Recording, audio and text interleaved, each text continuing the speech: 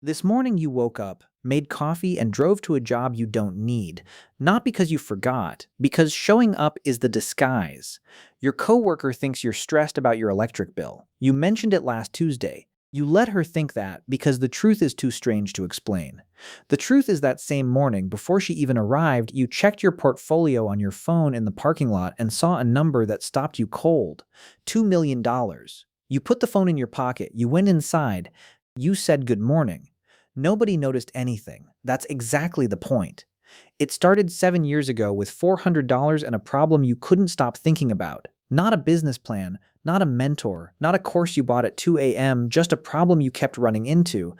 You lived in a mid-sized city. Your neighborhood had corner stores, nail salons, a check cashing place, and exactly zero storage facilities within 2 miles. But everywhere you looked, people were out of space. Your neighbor had a bedroom that was completely unusable, just stacked boxes from floor to ceiling.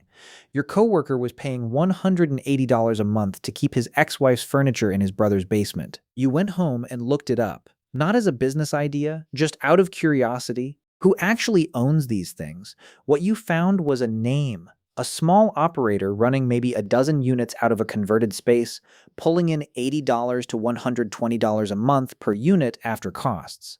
Not glamorous, just a number sitting on a screen while the rest of your apartment was quiet. But you did the math. And the math did something to you, not because of the dollars, because of the architecture. The units didn't need you. They just sat there solving a small problem for a rotating cast of strangers, and they paid you every single time.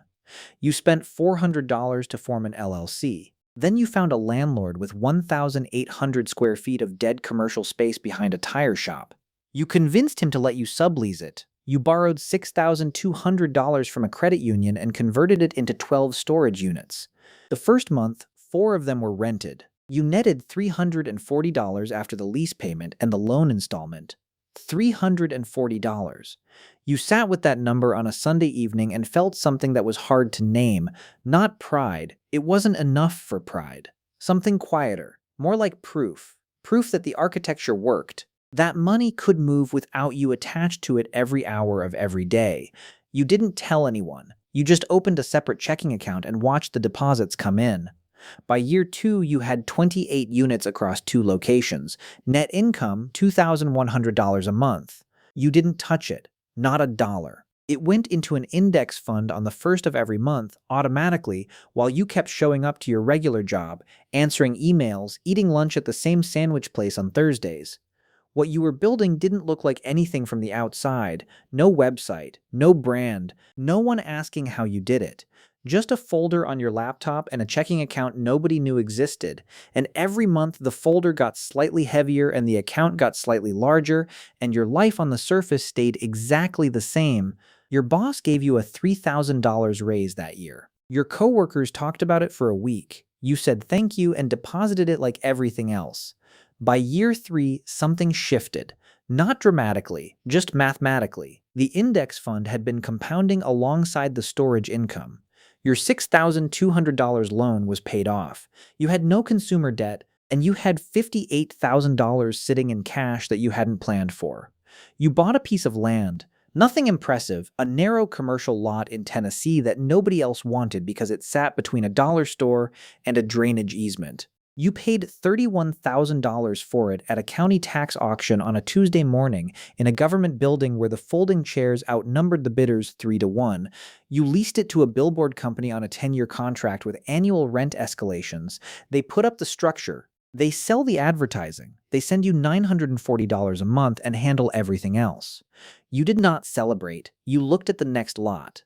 What you were starting to understand, slowly through repetition rather than revelation, was that every boring asset you added made the next one easier to see.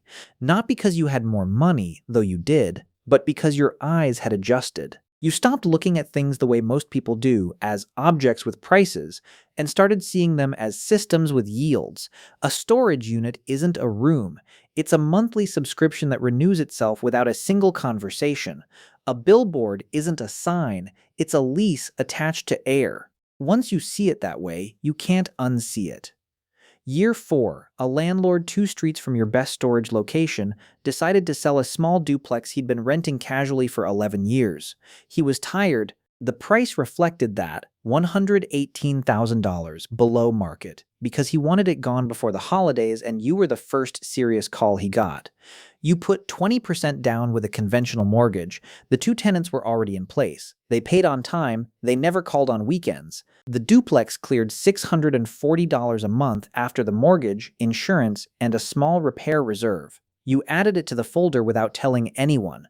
Year 5 was the year the numbers stopped feeling abstract. 4 storage locations, the billboard, the duplex, and the index fund, 48 months of uninterrupted contributions, doing what index funds do when you leave them alone. Your net worth crossed $400,000 on a Wednesday.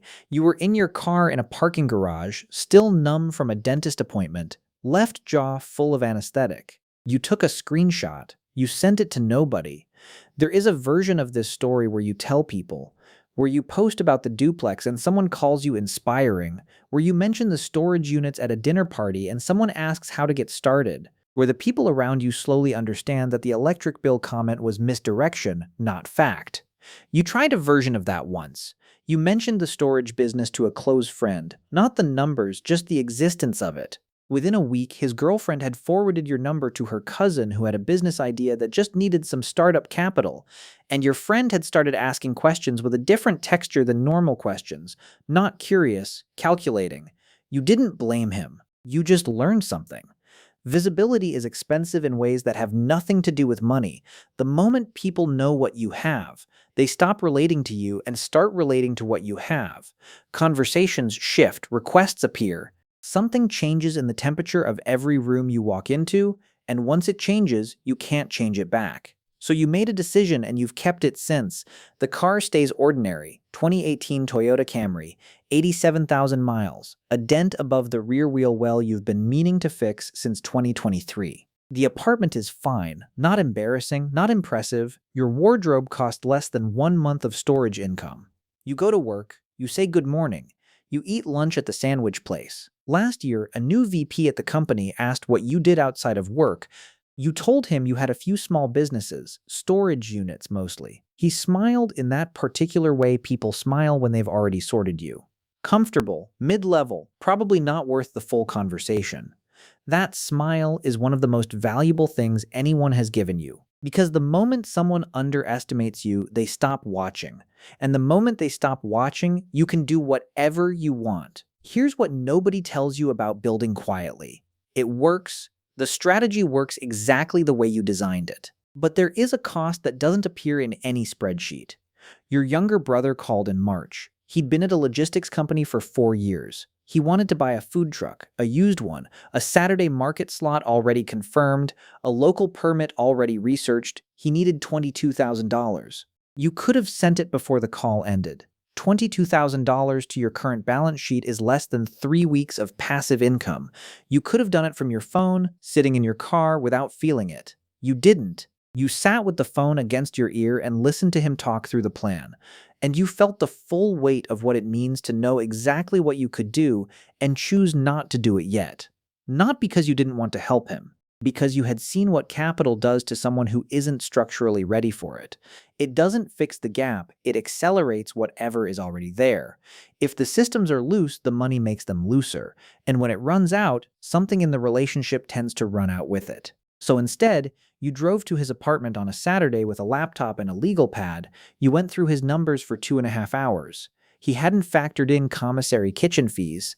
He didn't know his county required a separate health permit on top of the business license. His pricing model had him breaking even at 85% capacity, which sounds reasonable until you understand that a new food truck almost never hits 85% in its first season. He pushed back at first. He'd done his research, he said. He knew what he was doing. You didn't argue. You just pointed at the numbers and asked him to walk you through them out loud, and somewhere in the middle of explaining his own model back to himself, he stopped. Looked at the legal pad, said nothing for almost a full minute. That silence was worth more than any check. You went back the next Saturday, and the one after that. The second Saturday was about the supplier contracts. 2 of them had unfavorable terms buried in paragraph 4 that he hadn't read closely. The third Saturday was about the shared commercial kitchen, which cut his monthly overhead by $600 and removed the biggest fixed cost from his break-even math. By the fourth Saturday, his numbers were real. He had applied for a microloan that covered $18,000 at 4.5% interest and found the rest through a city small business grant. He signed everything in May. He called you the night of his first market, said the line was past the parking lot. He was almost yelling into the phone. He doesn't know what you could have written the check for. You will probably never tell him. That's not modesty. It's just an understanding of what his story needed to be, built by his decisions, owned by him completely, in a way that no check from you could have made possible. But there are nights where the weight of knowing sits with you in a way that doesn't fully lift. You could remove almost any financial problem in your immediate orbit, and you've learned, slowly, that removing it is almost never the right answer. That knowledge is not always comfortable to carry. The email came on a Thursday morning. You were standing in the cereal aisle of a grocery store. You'd come in for coffee filters and walked the long way through habit. Subject line, Q3 net worth summary. Final. Your financial planner sends these every quarter. Thorough, unexciting, same 12-point font she's used for years. You almost kept walking, but the number in the preview stopped you. You opened it. Read the summary line once, then again, slowly, the way you read something when you're not sure you're reading it right. Asterisk total verified net worth, $2,041,380. You stood there, fluorescent lights above you, a kid 2 carts down asking his mom for the cereal with the cartoon on the box. Somewhere behind you, a squeaky cartwheel rounding the corner toward produce. Nobody was looking at you. Nobody knew. The store didn't know. The kid didn't know. The number existed in an email on a phone in the hand of someone who came in for coffee filters and was now a millionaire in the cereal aisle on a Thursday morning. You waited for the feeling. You've read about this moment. You've seen it described in interviews and books and comment sections, the day someone crossed a number that mattered, how it felt like finally exhaling after years of holding your breath. You expected something like that. Maybe not fireworks, but something. There was nothing like that. There was just the hum of the refrigerator cases and the distant squeak of that cart and a Thursday that was exactly like every Thursday before it. The lights didn't change, the aisle didn't feel different, the kid was still pointing at the same box. And standing there, in the quiet fluorescent ordinary of it, you realized something. The feeling you were waiting for was already spent. It went out in small pieces, the $340 on a Sunday evening, the $400,000 in a parking garage, every first deposit from every boring asset you added to the folder nobody knew existed. The feeling was never saved for this moment. It was always the moment itself. The next small proof, the architecture running. You replied to your planner with 3 words, thanks, looks right. In the car, you sat for a minute before starting the engine. 7 years ago, you netted $340 from 12 storage units behind a tire shop and sat with that number on a Sunday evening, not knowing what to call what you felt. This is the same feeling, exactly the same, just with more zeros behind it. And maybe that's the point. Maybe the feeling was never about the number. It was always about the architecture, the quiet satisfaction of a system running exactly the way you built it. Without drama, without applause, without anyone in the cereal aisle having any idea. You start the engine. The storage units open at 7. Your planner will follow up on Q4 projections. Your brother's food truck has a market this weekend. Nothing about the outside of your life has changed in the last 10 minutes, and nothing will change tomorrow either. But somewhere in the next ordinary week, you're going to watch someone spend money to look like they have it. And you're going to understand something you couldn't have named 7 years ago. That the performance of wealth and the architecture of it are almost never found in the same person at the same time. The question is which one you're building.